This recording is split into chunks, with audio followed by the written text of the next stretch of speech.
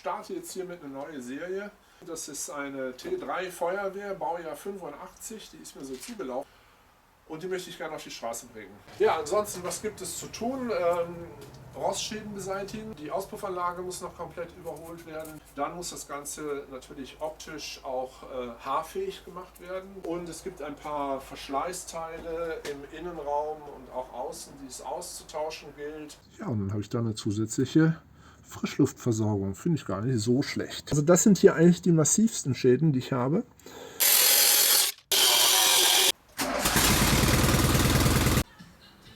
Neuer Tag und es geht weiter. Ich werde jetzt gleich eine Pappschablone anfertigen, um hier unten das Blech herstellen zu können, was den Schweller wieder verschließt.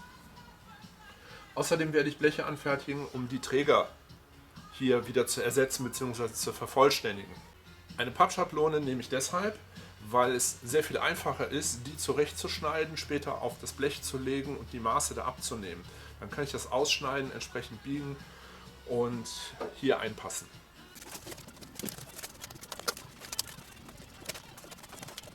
So eine Pappe ist natürlich nur eine ungefähre Schablone. Wichtig ist, dass wenn ihr das Blech jetzt gleich ausschneidet, das ein bisschen größer macht und dann vorsichtig einpasst, damit ihr hinterher nicht ein zu kleines Blech habt, dann fangt ihr wieder von vorne an und habt Material verschwendet. Da ich zum einen versuche nachhaltig zu leben und neuer Stahl kostet auch wieder Energie und auch gleichzeitig die Kosten ein bisschen im Auge behalten möchte für diesen T3, nehme ich dieses Stück Blech hier. Das ist ein Stück von der Motorhaube eines Polo 6N. Ich habe mir das jetzt angezeichnet und werde das jetzt ausschneiden.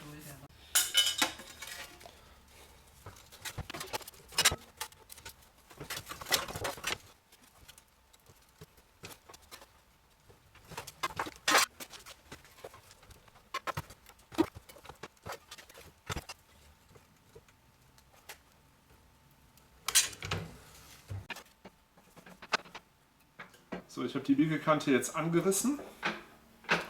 Die darf nicht ganz in 90 Grad Winkel sein. Jetzt habe ich die Kamera extrem clever aufgestellt. So, jetzt gehe ich schnell am Fahrzeug kontrollieren, ob der Winkel stimmt. Ansonsten biege ich das nochmal nach. Die Anpassungsarbeiten laufen ganz gut. Die Winkel waren okay. Jetzt muss ich hier noch ein bisschen abschneiden. Also um es gleich vorweg zu sagen, ich bin kein großer Freund von überlappend schweißen. Eigentlich mag ich das lieber, wenn ich auf Stoß schweiße. Das ist natürlich ein bisschen mehr Anpassungsarbeit, das ist gar keine Frage. Aber es ist für meine Begriffe haltbarer und vor allem ordentlicher. Da ich ja eine Pappe hatte, muss ich mich jetzt ein bisschen an das Maß rantasten. Das heißt, jetzt 25 Mal zum Autorennen, anhalten, wegschneiden, anhalten, wegschneiden, anhalten, wegschneiden. Also, ich habe so gesagt, ich werde das nicht überlappend schweißen. Das ist aber Quatsch.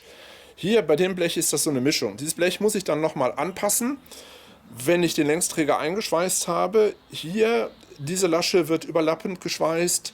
Das Stück hier wird überlappend geschweißt und das wird leicht angepunktet, weil das ist hinterher die Auflagefläche für die Wagenheberaufnahme. Und dann wird das hier an der Seite, hier ist das ja gekantet, wird das dann auch nochmal auf der Kante mit dem Längsträger verschweißt, so dass ich dann optimale Stabilität habe. Wie gesagt, das endgültige Anpassen passiert aber erst, wenn der Längsträger drin ist, damit ich hier keinen großen Spalt zwischen habe, aber auch nichts Überlappendes habe. Das ist dann nochmal ein bisschen Fummelarbeit. So, ich habe das jetzt hier angezeichnet, den Längsträger. Ich hoffe, ich habe das richtig gemacht. Aber müsste eigentlich, ich habe 3-mal nachgemessen, aber das heißt bei mir leider Gottes nichts. So, und jetzt werde ich das mit der Flex raustrennen, weil das ist für meine Hebelblechschere, das sind 3 mm leider zu dick.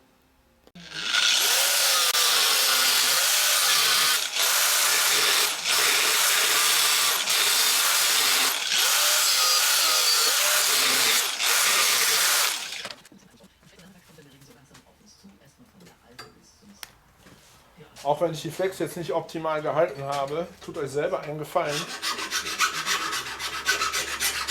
Immer diese Werkstücke entgraten.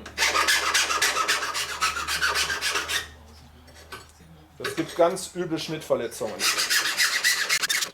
Da das ja alles Reality ist, was ich hier mache, ich habe das jetzt gebogen mit einer auslaufenden Kante, so wie das hier auch der Fall ist. Die Kante ist hier hinten wesentlich breiter und läuft nach vorne hin aus.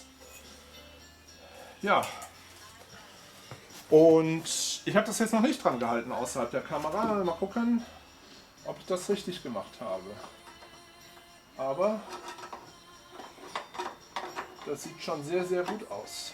So, ich habe jetzt mit der Crimpzange einmal hier unten das schon angefertigte Blech für den Schweller so dran gehalten. Das ist nur für mich gleich als Richtschnur. Und hier kommt das angepasste Blech für den Träger rein. Also jetzt muss ich nur noch dieses Stück hier hinten anfertigen.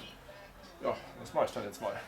Das Blech ist jetzt auch fertig. Das muss noch final angepasst werden. Ich habe mich aber jetzt dazu durchgerungen, das zu schweißen, weil die Anpassungen dann einfach viel besser sind und schneller gehen. Ja, das machen wir jetzt dann mal. Schweißposition ist ein bisschen kacke, aber so ist es.